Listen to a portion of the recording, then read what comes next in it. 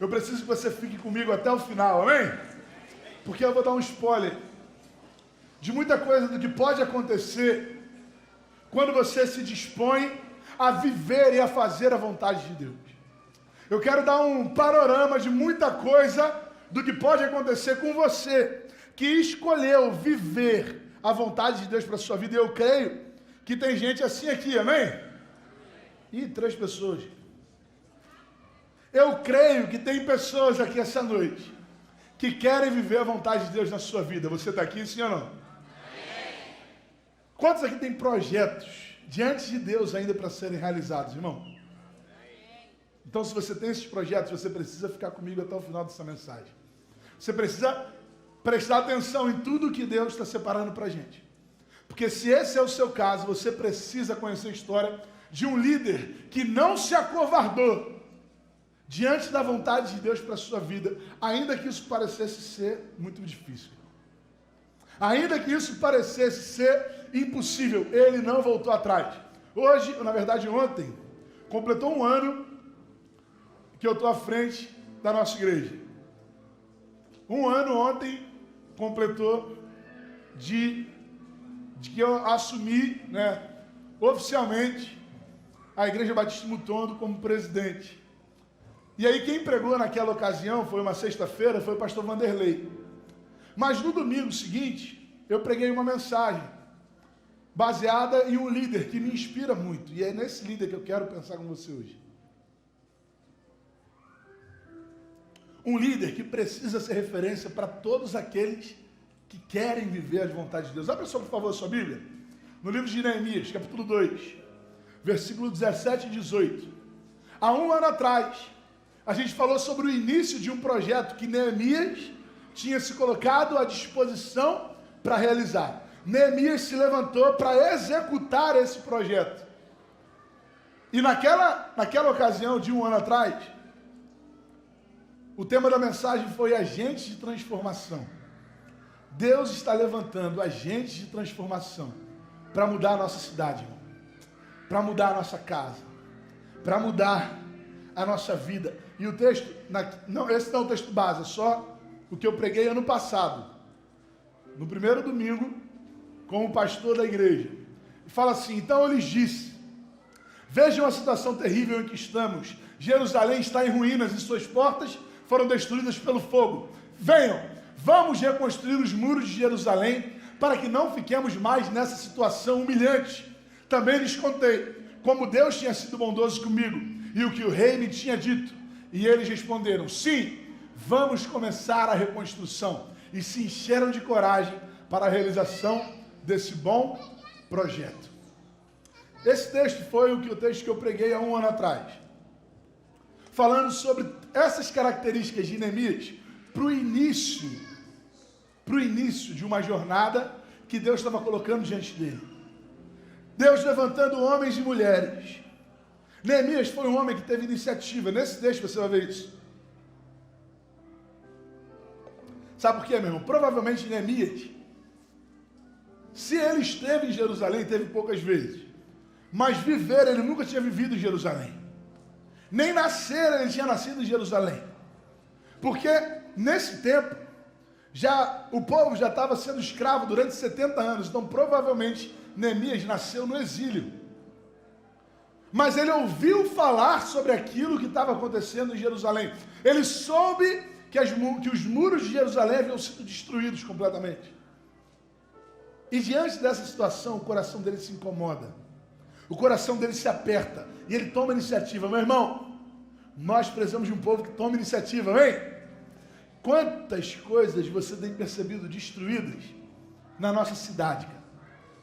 Na nossa sociedade de maneira geral, olhando para a nossa sociedade, olhando para aqueles que estão à nossa volta, quantas coisas a gente consegue perceber, quantos princípios, quantos valores estão destruídos, quantas coisas estão destruídas na nossa casa, na nossa família, talvez no seu relacionamento entre homem e mulher, talvez no relacionamento de você com os seus filhos. Quantas coisas estão destruídas, irmão? Quantas coisas estão destruídas na sua vida?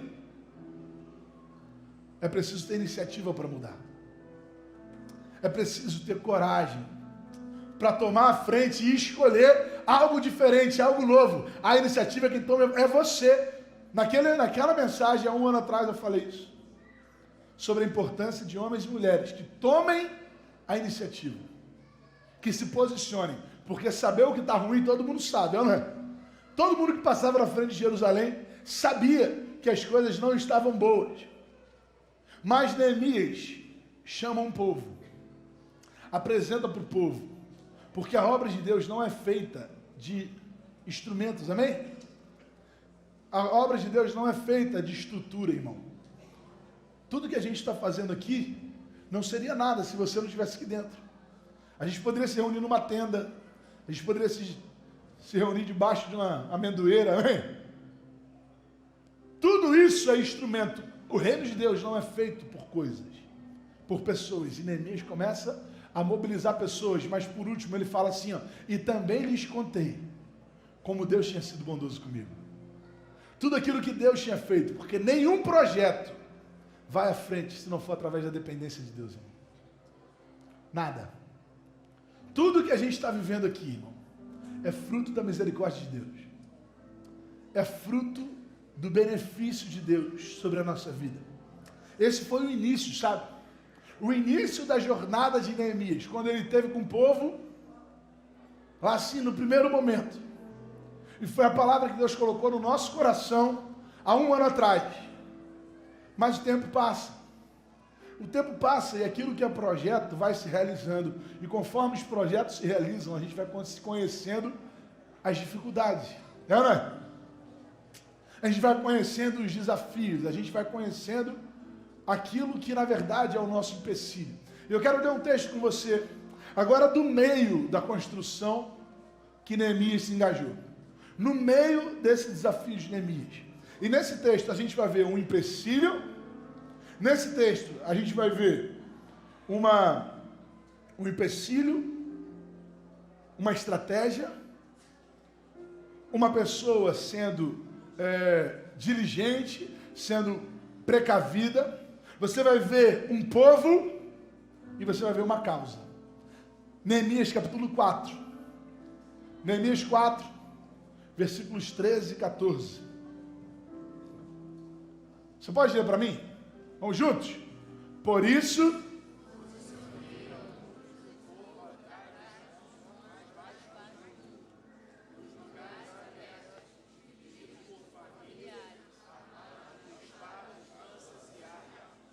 Peraí, rapidinho, vamos de novo? Porque ficou meio barro meu tijolo, não ficou, irmão? Não ficou estilo bem, amém? Então vamos ler mais uma vez? Vamos lá? Por isso,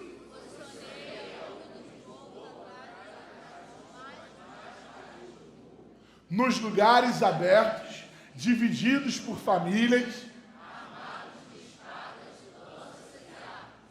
fiz uma rápida inspeção.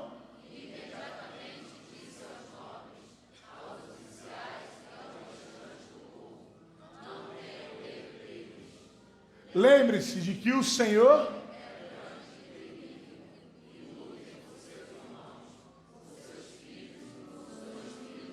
por suas mulheres e por suas casas. Onde que está tudo isso que eu falei com você? E eu falei lá no início que se você tivesse um projeto, você precisava anotar essa mensagem. Se você tem um projeto diante de Deus, você precisa no GC terça-feira para falar aquilo que Deus falou com você hoje. Porque se você tem um sonho diante de Deus, sabe que sempre vai ter empecilho, cara. Sempre vai ter dificuldade, não dá. Não dá para a gente parar diante da primeira dificuldade, irmão. Não dá para a gente retroceder diante da primeiro empecilho que surge. Mas, pastor, onde está o empecilho nesse texto? Dá uma olhada no primeiro versículo que a gente leu logo no início. A Bíblia fala assim no versículo 13. Por isso, posicionei alguns do povo atrás dos pontos mais baixos do muro. Por isso o quê? Né? Por causa do quê? Por causa disso o quê? Lá no início do capítulo, no versículo 1, desse capítulo aí, do capítulo 4, você vai ver que quando Sanbalate soube que estávamos reconstruindo o muro, ficou o quê? Ficou o quê, meu irmão? furioso. Por que Sambalate ficou furioso? Simplesmente porque alguma coisa boa estava acontecendo. E sempre que a gente vai fazer algo bom, irmão, vai surgir alguém para fazer algo ruim. Esteja pronto para isso, cara. Esteja pronto para saber que o inimigo não fica em silêncio quando os bons se manifestam. O inimigo não fica quieto quando o povo de Deus se levanta para fazer algo. O inimigo se levanta também, cara. Sambalate, coitado, foi só um instrumento nas mãos do diabo para tentar impedir aquilo que Deus queria fazer. Mas ninguém pode parar, irmão, um projeto que Deus mesmo estabeleceu no seu coração. Ninguém pode parar a igreja, amém? Ninguém pode parar o evangelho. Se alguém se levanta contra, 10 se levantam a favor. Se alguém se levanta para atacar pedra, irmão, 10 se levantam para proteger. Porque quem está na frente é o Senhor, meu irmão. Por isso, porque alguém se levantou contra, porque alguém se posicionou. Irmão, você está preparado para isso? Você está preparado? Porque se Deus está colocando algo no teu coração, entenda que quanto maior é o projeto, maiores são os empecilhos. Quanto maior é o objetivo, irmão, maior é a necessidade de você estar pronto, tanto emocionalmente quanto espiritualmente. Porque o inimigo não vai ficar em silêncio. O inimigo vai se levantar para tentar derrubar, para tentar desanimar. A gente precisa blindar, irmão, o nosso coração. Eu lembro, quando a gente teve o nosso primeiro culto aqui,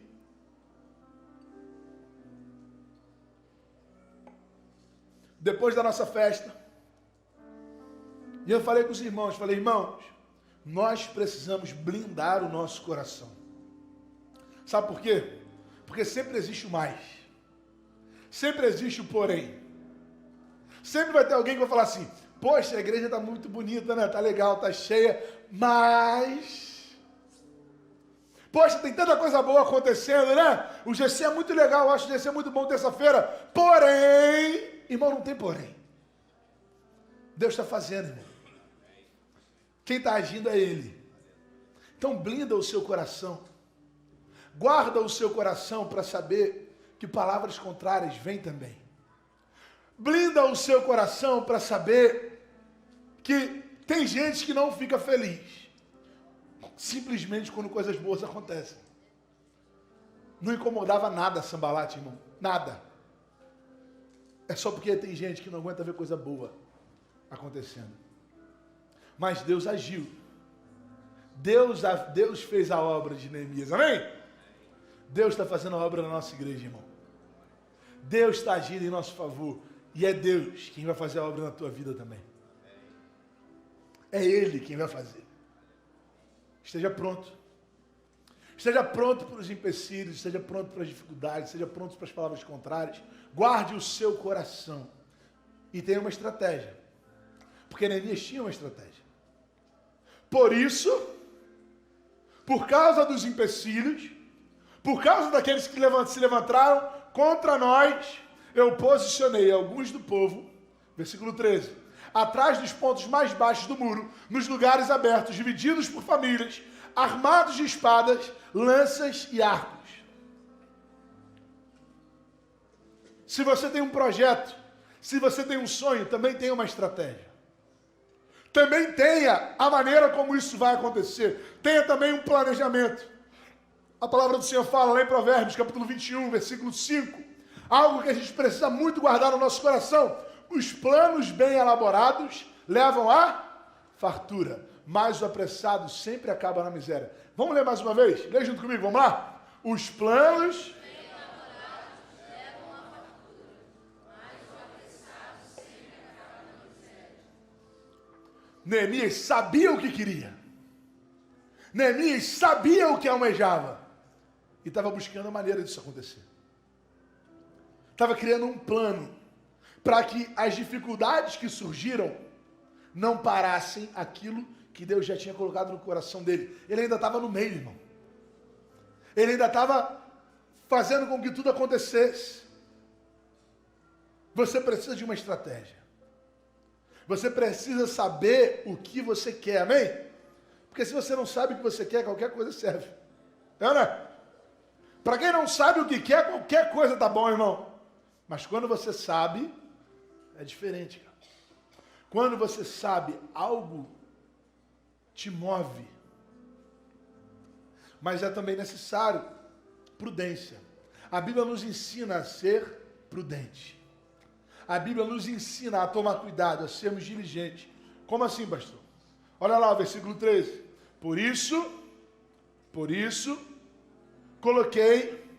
distribuí, posicionei alguns do povo atrás dos pontos mais baixos do muro, nos lugares abertos, divididos por famílias, armados de espadas, lanças e arcos. Essa é a estratégia. Mas olha só o versículo 14. Fiz uma rápida inspeção. Neemias conhece as dificuldades. Neemias ouve falar sobre pessoas que se levantariam contra aquilo que Deus estava fazendo, cria uma estratégia e inspeciona para ver se estava tudo ok. Ele vai lá dar um confere. Ele vai lá dar uma voltinha para ver se estava todo mundo no lugar, para ver se estava todo mundo preparado. Nós devemos ter cautela, irmão, diante daquilo que está acontecendo na nossa vida. Mas você entenda que ter cautela diante daquilo que Deus está colocando, sabe? Porque quando eu mesmo estava escrevendo essa mensagem, eu estava pensando, Deus, como que é ter cautela e ter fé? Porque, irmão, Pedro não foi cauteloso quando botou o pé para fora do barco. É, não é?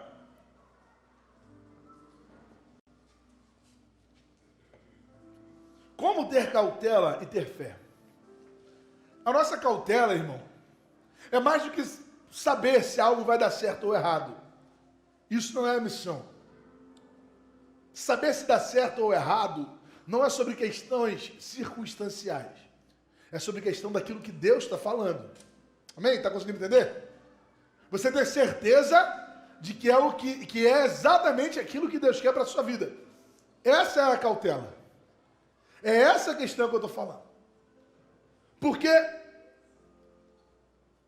viver pela fé e falar sobre cautela parece duas coisas diferentes, mas não é.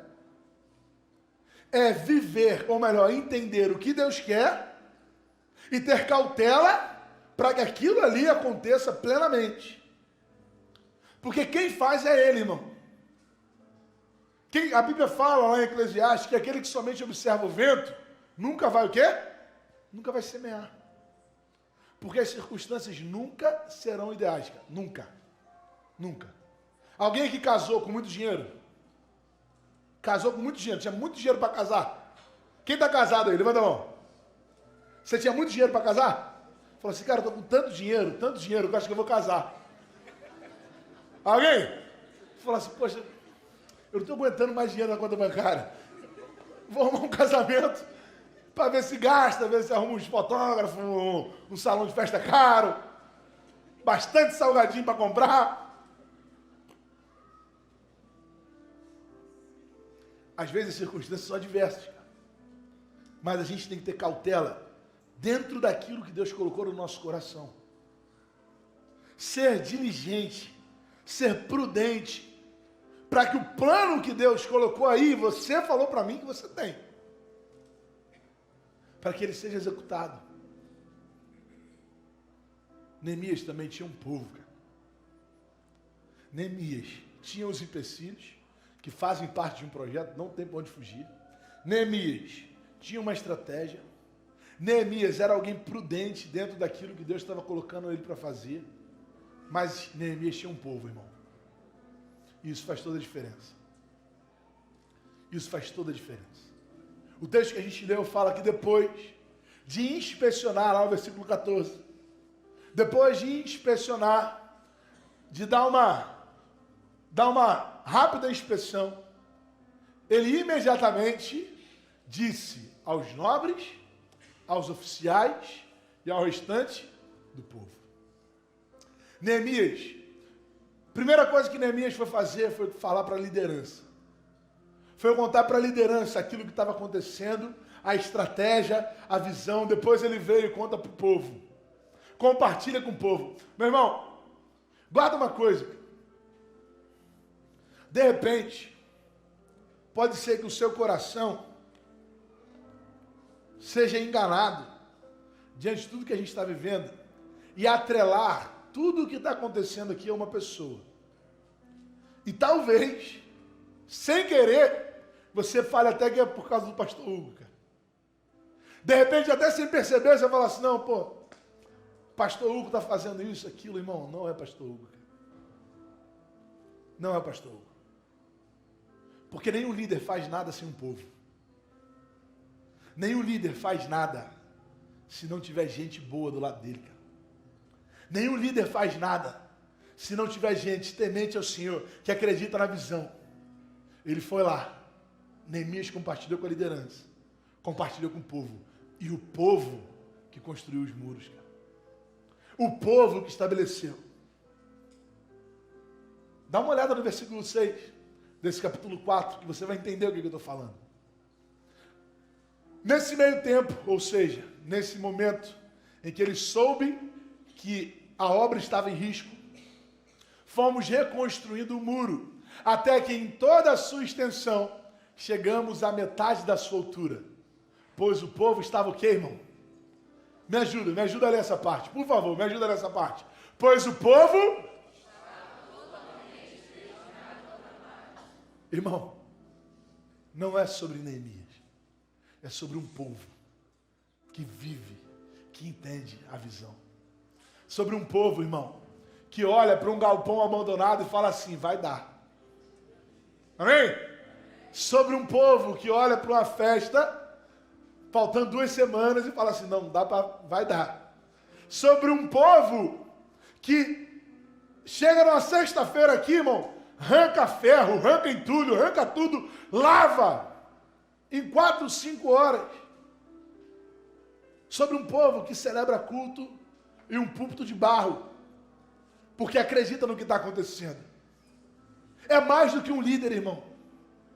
Essa mensagem de hoje é para você saber que não é o pastor Hugo, cara. Não é o pastor Hugo que está fazendo, mas é um povo. Um povo que ama o Senhor. Um povo que ama a visão. Um povo que entende que Deus é infinitamente capaz de fazer mais do que tudo aquilo que a gente pede ou que a gente pensa, irmão. Quantos irmãos oraram para que esse espaço aqui fosse nosso? Isso não foi 1 ano atrás. Faz, ó, tempo. Ainda não é nosso, mas vai ser, vem. Essa casa aqui do lado vai ser nossa, o terreno do lado ali vai ser nosso. Esse terreno aqui do lado vai ser nosso, o terreno de lá. E eu já falei, o posto que se cuide, irmão. Não baixa a gasolina para ver só.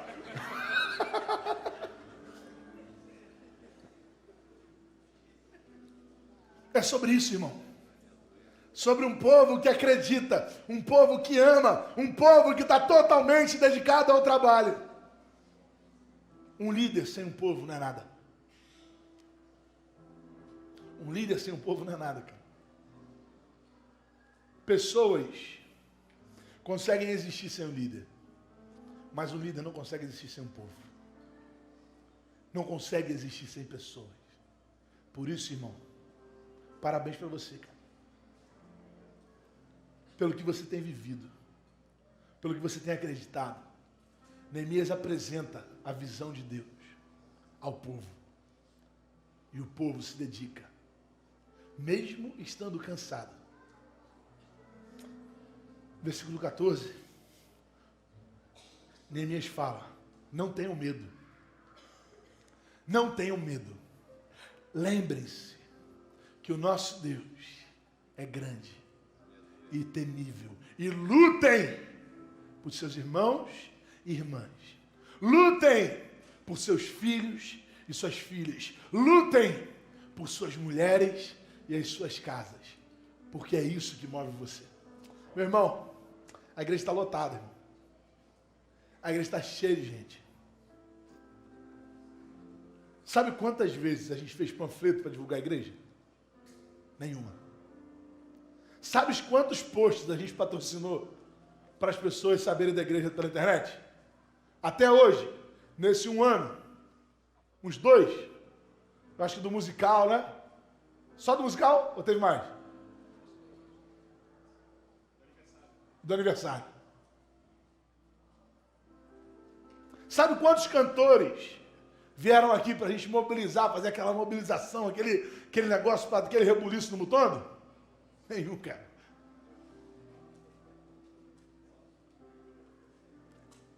O que está fazendo essa igreja se mover é você acreditar que através dela, os seus irmãos, as suas irmãs, as suas famílias, as suas casas serão salvas.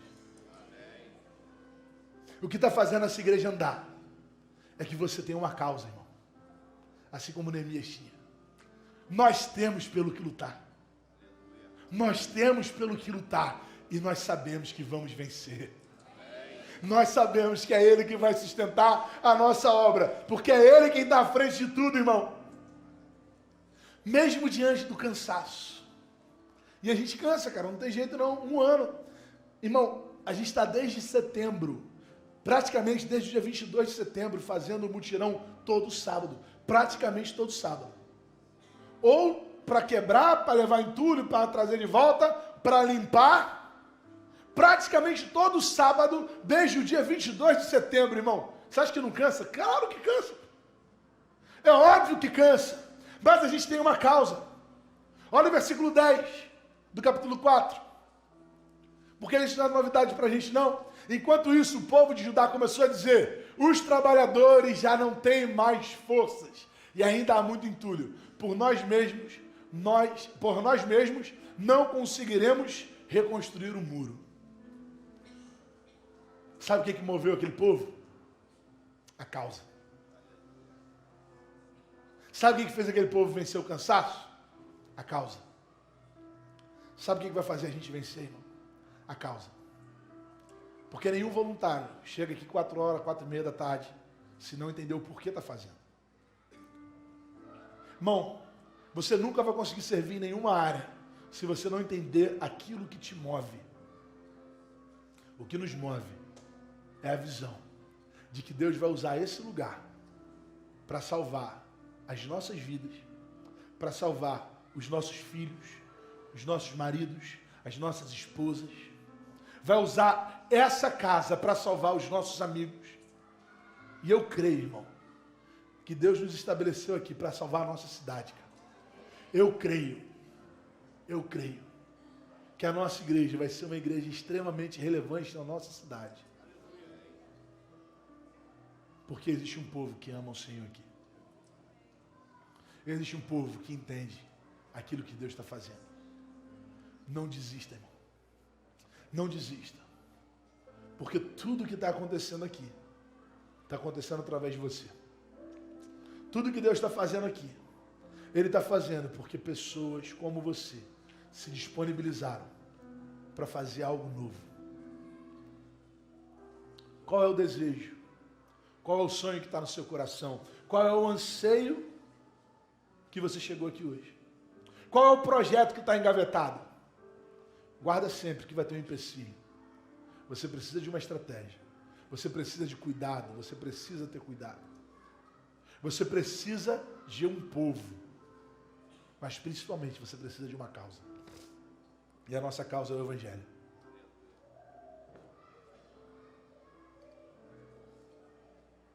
A nossa causa é Jeová Nissi.